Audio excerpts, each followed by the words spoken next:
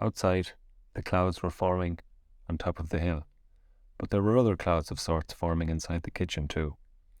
Robert was more worried about the indoor formations than the threat of a downpour milling down the exposed hills behind the cottage.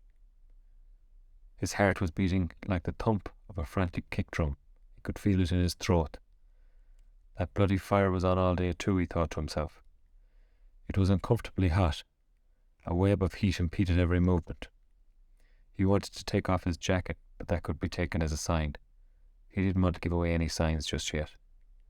His father sat there, motionless. His stare was fixed on nothing, it appeared. There wasn't much left in the kitchen. He had sold the toaster and given away the kettle, or so he said. How could Robert argue with him? They got them nowhere, never had.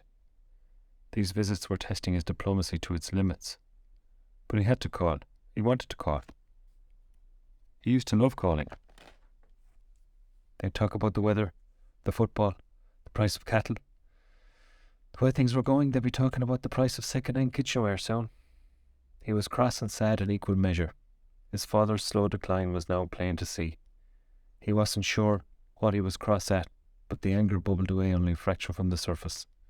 His father could sense that too, and perhaps it attracted his anger up closer and closer. Both of them hoped their angers wouldn't meet. He knew what he was sad about.